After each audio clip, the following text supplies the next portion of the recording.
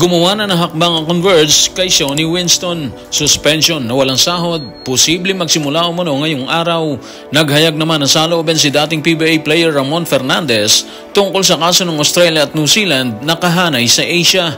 At si Dean Kenito Henson inaming palaisipan kung paano nakalusot sa FIBA eligibility rules ang pagsali ng dating Australian boomers or players sa hanay ng South Sudan.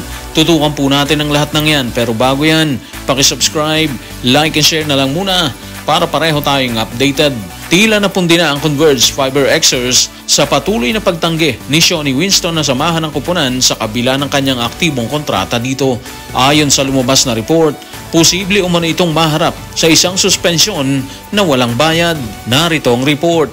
Tutukan natin si Homer Saison sa kanyang report sa Spin. Ayon sa mga source mula sa liga, ang prangkisang pagmamay-ari ni Dennis Uy ay nagsisimula na ng mga hakbang upang ipataw ang isang indefinite suspension na walang bayad laban kay Winston na posibleng magsimula sa Lunes, August 25. Kapag naipatupad ang suspension, mawawala kay Winston ang kanyang arawang sahod na katumbas ng prorated na bahagi ng kanyang buwanang sweldo. Ibig sabihin, kung tumatanggap siya ng base pay na halimbawang 300,000 kada buwan, mawawala sa kanya ang 10,000 kada araw habang siya ay suspendido. Okay mga ka-playoffs, ang expiration ng kontrata ni Shawnee Winston sa kanyang team ayon sa report September 17.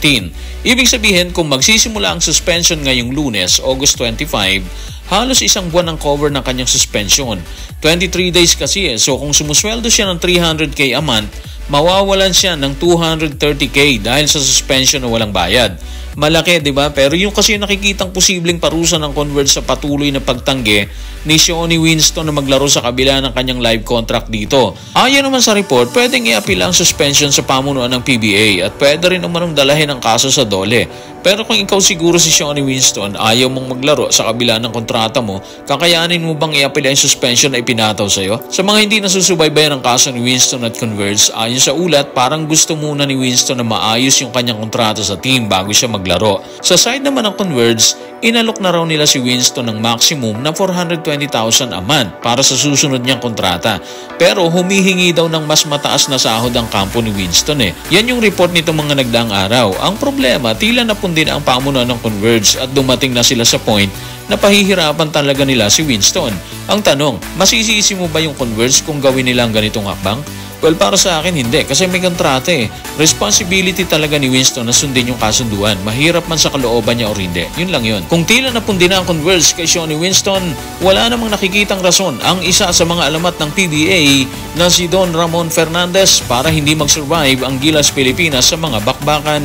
Ayon sa kanya, bagamat may hindi pagkakapantay-pantay ang mga kupunan na kasali sa Asia, bunga ng pagsali ng New Zealand at Australia, kailangan umanong matutong makibagay ang pambansang kupunan. Narito ang kanyang pahayag.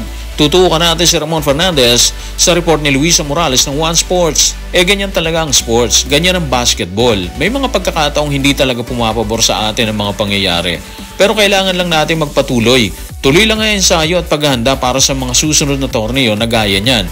Pero dapat din nating aminin na lumiliit talaga ang Asia. Lalo na't bahagi na ngayon ng kontinente ang Australia at New Zealand.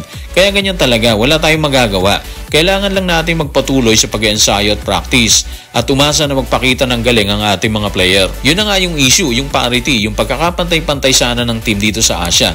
Ang problema, hindi nga pantay kasi kasama nila yung bigating New Zealand and of course yung Australia.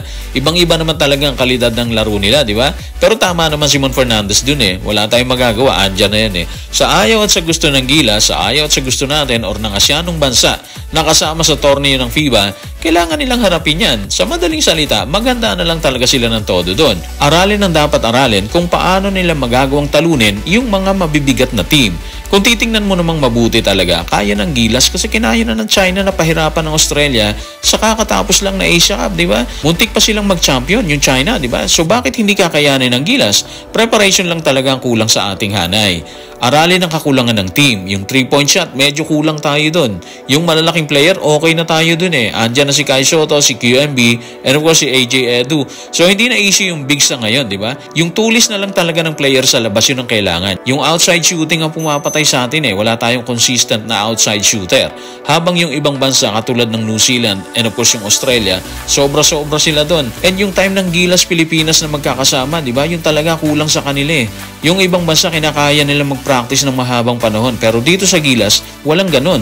Pinakamatagal na yung 10 araw. Kung mamalasin pa sila, 7 hanggang 6 na araw na lang ang practice nila, di ba? Habang hindi na nakikitang issue ni Don Ramon Fernandez ang pagsali ng bigating Australia at New Zealand sa Asia, binulgar naman ni Dadin Quinito Henson ang tila isang hindi maipaliwanag na aksyon ni FIBA sa kaso ng Australia, South Sudan at Gilas Pilipinas. Kung bakit, narito ang kanyang paglalahad.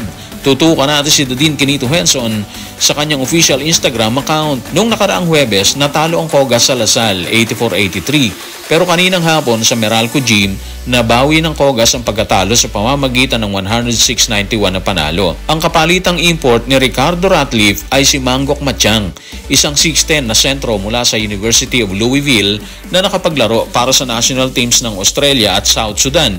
Kung paano ito pinayagan sa ilalim ng FIBA eligibility rules ay isang palaisipan. Masayang makita na maganda ang takbo ni na Ricardo at SJ sa Daigo. So yun nangyari kasi ayon kay Dadin, may practice game ang Cogas at Lasal. Nung una tinalo ng Lasal ang Cogas ni Ricardo Ratliff, ang dating PBA import. Pero bumawi ang Cogas sa Lasal. Ang main issue dito mga ka-playoffs is yung kaso ni Mangok Matiang. Ayon sa story ni Dadin, naglaro si Matiang sa Australia, sa national team ng Australia ha, tapos sa South Sudan. Actually, noong 2019 siya naglaro sa Australia sa FIBA World Cup at noong 2023 sa World Cup pa rin, kasama naman siya sa hanay ng South Sudan.